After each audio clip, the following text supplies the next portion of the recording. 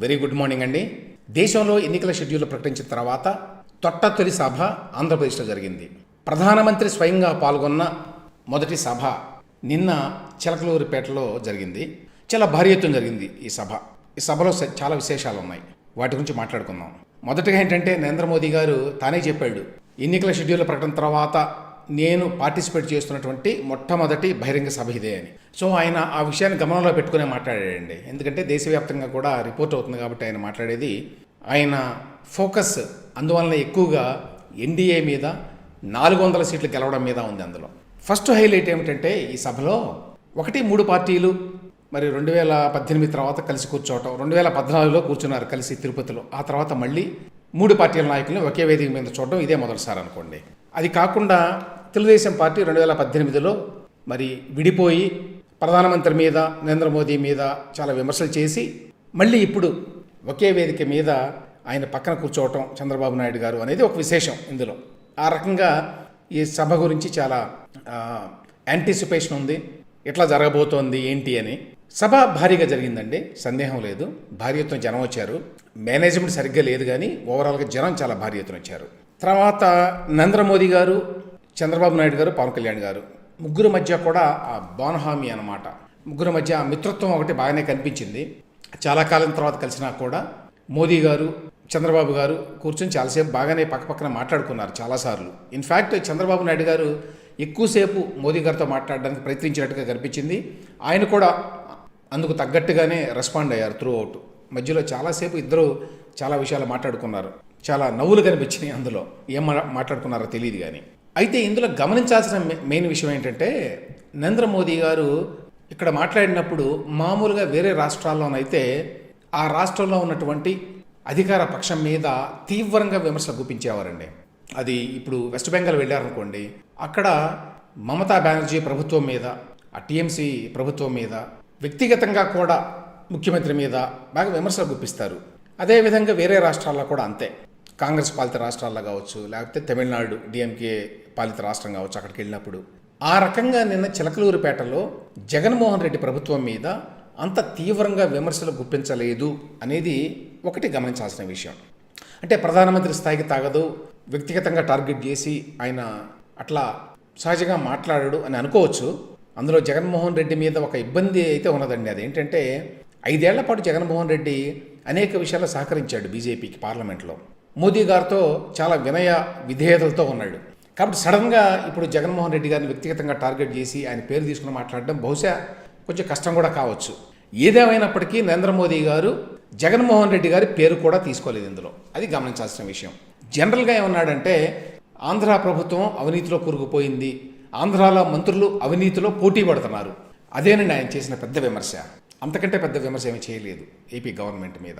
అది కొంత డిసప్పాయింట్ చేసింది తెలుగుదేశం, జనసేన, అలాగే వారి యొక్క అభిమానుల్ని, కార్యకర్తల్ని. ఎందుకని ఈయన నేరుగా పేరు పెట్టి అసలు జగన్మోహన్ రెడ్డిని ఒక మాట కూడా అనలేదు అనేది ఒక విషయం. రెండవది ఏంటంటే, మరి మొట్టమొదటి సభ అవడం వల్ల ఏమో తెలియదు కానీ నరేంద్ర మోదీ గారు ఎక్కువ ఎన్డీఏ గురించి మాట్లాడారు. ఎన్డీఏకి 400 సీట్లు రావాలి ఈసారి ఢిల్లీలో అనే దాని మీద ఎక్కువ ఫోకస్ చేశారు. అంటే స్థానిక విషయాల మీద ఏమీ మాట్లాడలేదని కాదండి, అవి కూడా చెప్తా నేను. కానీ ఆయన ఫోకస్ ఎక్కువగా ఏంటంటే, ఈసారి మీరు ఎన్డీఏకి 400 సీట్లు ఇవ్వాలి, ఇక్కడ కూడా కూటమిని గెలిపించాలి అని అన్నారు. జనరల్గా మాట్లాడారు. 5 ఏళ్ళు అభివృద్ధి కుంటుపడింది అని చెప్పి, కేంద్రంలో రాష్ట్రంలో ఒకటే సర్కారు, డబుల్ ఇంజిన్ సర్కార్ అంటారు కదా వీళ్ళు, డబుల్ ఇంజిన్ సర్కార్ అనే మాట కూడా వాడారు. వస్తే చాలా అభివృద్ధి చెందుతుంది అన్నారు. అది ఒక పాయింట్. అయితే రెండో ఇంపార్టెంట్ పాయింట్ ఏమిటంటే, చాలామంది ఎక్స్పెక్ట్ చేశారు అమరావతి గురించి కనీసం ప్రస్తావన అన్నా చేస్తారేమో అని. ఎందుకంటే అమరావతిని మరి ఆనాడు నగర నిర్మాణానికి శంకుస్థాపన చేసింది ప్రధాని నరేంద్ర మోదీ. అదీ కాక ఇప్పుడు బీజేపీ వారు అధికారికంగా అమరావతి రాజధాని అనేటువంటి నినాదాన్ని తీసుకున్నారు. ఆ నేపథ్యంలో అమరావతి గురించి కొంచెం మాట్లాడితే బాగుండేది. మరి కారణాలు తెలియదు వెనక, మరి ఎవరు ఏ రకమైన సలహా ఇచ్చారో. ఆయన అమరావతి గురించి స్పెసిఫిక్గా ఇటువంటి మాట మాట్లాడాల. ఎక్కువ మాట్లాడకపోయినా కనీసం అమరావతి ఏపీ రాజధాని, కూటమి కనుక అధికారంలోకి వస్తే అమరావతి రాజధాని నగర నిర్మాణం సాగుతుంది, మేము పూర్తి చేస్తాము అనేటువంటి మాట మాట్లాడాల. రెండవ ఇంపార్టెంట్ పాయింట్ అది. ఎన్నోళ్ళు అలా జరిగింది ఏమిటి అనేది మనకు తెలియదు. మరి తానే శంకుస్థాపన చేశాడు కాబట్టి, తాము ఎప్పుడు జోక్యం చేసుకోలేదు కాబట్టి, రాష్ట్రంలో గత 5 ఏళ్లలో జరిగిన అనేక పరిణామాలు దీనికి సంబంధించి, రాజధానికి సంబంధించి ఇప్పుడు అట్లా మాట్లాడడం ఇబ్బందా అని చెప్పి బహుశా ఆయన అనుకున్నారేమో తెలియదు. ఇంకొకటి ఏమిటంటే ఆయన మాటల్లో ఓవరాల్గా ఏంటంటే విమర్శలు కొంచెం తక్కువగా ఉన్నాయి. చేసిన విమర్శ కూడా ఒకటి ఏమిటంటే కాంగ్రెస్ పార్టీ వైఎస్ఆర్సీపీ ఒకటే అని మాట్లాడారండి. వైసీపీ మీద వ్యతిరేకత ఉంది కాబట్టి దాన్ని తగ్గించడానికి కాంగ్రెస్ పార్టీ వాళ్ళు షర్మిలను ప్రవేశపెట్టారు అన్నట్టుగా, ఆవిడ పేరు తీసుకోలేదు అనుకోండి, అన్నట్టుగా మాట్లాడారు. ఈ రెండు పార్టీలు ఒకటే అనే మాట మాట్లాడారు. అది ఆయన చేసినటువంటి పెద్ద విమర్శ, అంతకుమించి పెద్ద విమర్శ చేయలేదు. దాంతోపాటు జనరల్గా ఏమిటంటే కాంగ్రెస్ పార్టీ తన పార్ట్నర్స్ని, తన మిత్రుల్ని, వేరే పార్టీల వాళ్ళని సక్రమంగా చూసుకోదు. వాళ్ళు కేరళలోనూ మిగతా చోట్ల తన్నుకుంటున్నారు చూడండి పార్ట్నర్స్ అందరూ. కానీ ఎన్డీఏ అట్లా కాదు, ఎన్డీఏ తన మిత్రపక్షాలని చాలా బాగా చూసుకుంటుంది అని మాట్లాడారు. ఇక మోదీ గారి స్పీచ్లో గమనించాల్సిన కొన్ని విషయాలు ఏంటంటే ఆయన చాలా పేషెంట్గా ఉన్నాడండి, అందుకు మెచ్చుకోవాలి. కొంచెం ముందే వచ్చి స్టేజ్ మీద కూర్చున్నాడు, అందరినీ పలకరించాడు, అన్నీ చేశాడు. కానీ చెప్పుకోవాల్సింది ఏమిటంటే కారణాలు ఏమైనప్పటికీ మైక్ సరిగ్గా పనిచేయాల, చాలాసార్లు పనిచేయాల. ఒక్కసారి అయితే పర్వాలేదు, 4 సార్లు పనిచేయలేదు. ప్రొలాంగ్డ్ పీరియడ్స్, ఏదో 1 సెకను 1/2 సెకను కాదు, ఆల్మోస్ట్ నిమిషాల్లోకి వెళ్ళింది కొన్నిసార్లు అయితే. అయినా కూడా ఆయన ఎక్కడ సహనాన్ని కోల్పోలా. కారణాలు ఎందువల్ల అనేది తర్వాత మాట్లాడదాం. కానీ మైకులు పనిచేయకపోవటం అయితే వాస్తవం. అయినా కూడా మోదీ గారు చాలా ఓపిక్గా మాట్లాడాడు. తర్వాత త్రూఅవుట్ చాలా అలర్ట్గా ఉన్నాడు. అంటే ఇక్కడ కూర్చుని ఎక్కడో ఏదో ఆలోచనతో లేడు ఆయన, ఇక్కడ సభకులతోనే ఉన్నాడు. ఒక దశలో ఏమైందంటే చాలామంది కార్యకర్తలు అక్కడ ఆ లైటింగ్ సిస్టమ్స్ ఉంటే వాటి మీదకి ఎక్కారు. మామూలుగా ఈ సభలో జరుగుతూ ఉంటుంది కదా. ఎక్కితే పవన్ కళ్యాణ్ మాట్లాడేటప్పుడు ఈయన వెంటనే లేచి నిలబడి మైక్ దగ్గరకు వచ్చి అందరినీ కూర్చునే వరకు మాట్లాడేవాళ్ళ, అందరినీ దిగే వరకు. వాటి మీద మాస్ట్ లైట్ మాస్ట్ ఉంటాయి కదా, వాటి మీద. అది ఆయన అలర్ట్నెస్ని మెచ్చుకోవాల్సిందే. ఎందుకంటే అది ప్రమాదం జరిగేటువంటి అవకాశం ఉంది. ప్రమాదం జరిగితే అనవసరంగా ఈ మొత్తం మీటింగ్ కూడా చెడ్డ పేరు వచ్చేది. కానీ ఆయన చాలా అలర్ట్గా ఉండి వాళ్ళందరినీ చాలా గట్టిగా కూర్చోబెట్టాడు. మీ అందరూ ఉత్సాహం జోష్ చాలా బ్రహ్మాండంగా ఉంది, కానీ దయచేసి కింద కూర్చోండి అన్నాడు.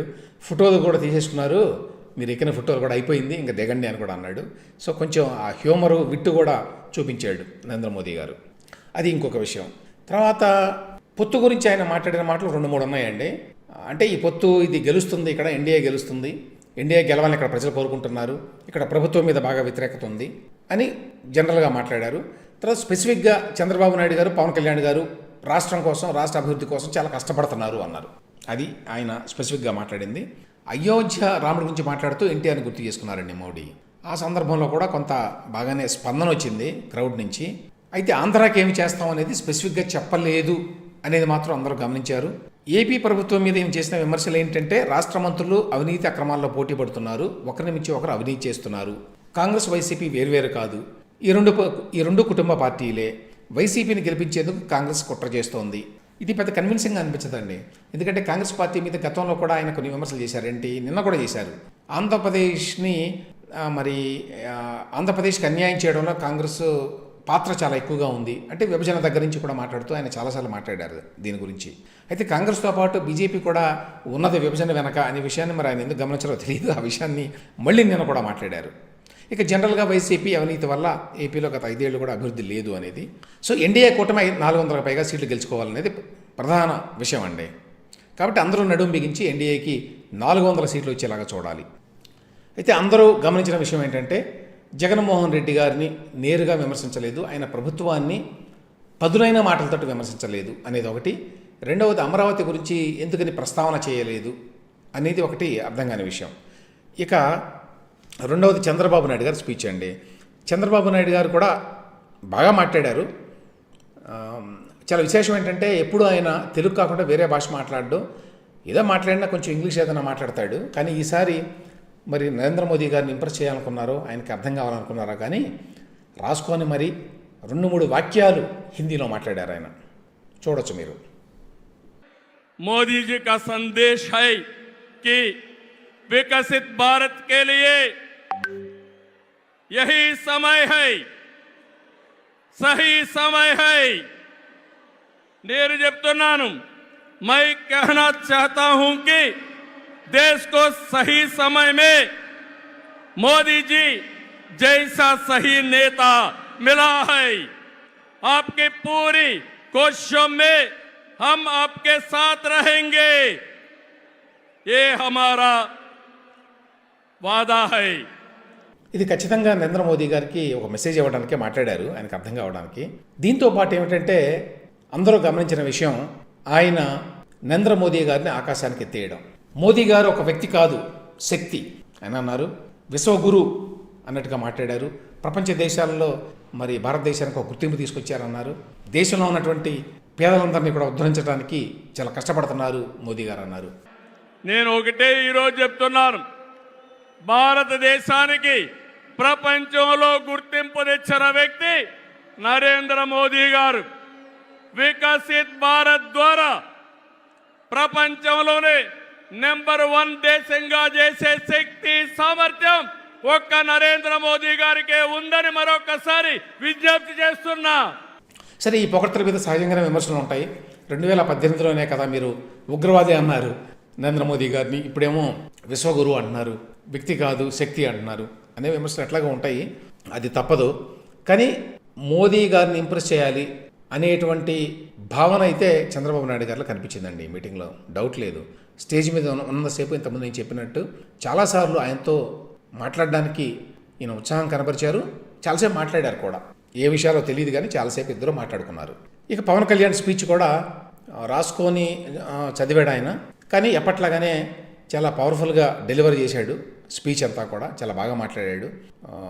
జనం కూడా ఓవరాల్గా ఉత్సాహంగానే రెస్పాండ్ అయ్యారు. మామూలుగా ఈ పొలిటికల్ సభల్లో ఎక్కువ మంది ఏదో తీసుకొని వస్తారు అందరినీ, కానీ వాడంత ఉత్సాహంగా రెస్పాండ్ కారు. కానీ ఈ సభలో బాగా ఉత్సాహంగా రెస్పాండ్ అయ్యారు. నరేంద్ర మోదీ గారు చివరిలో మీరు ఫ్లాష్ లైట్ వేసి మీ ఈ కూటమికి విజయానికి సంకేతంగా ఫ్లాష్ లైట్ వేయండి మీ ఫోన్లో అని చెప్తే రెస్పాండ్ అయ్యి అందరూ ఫ్లాష్ లైట్స్ వేశారు ఫోన్లో.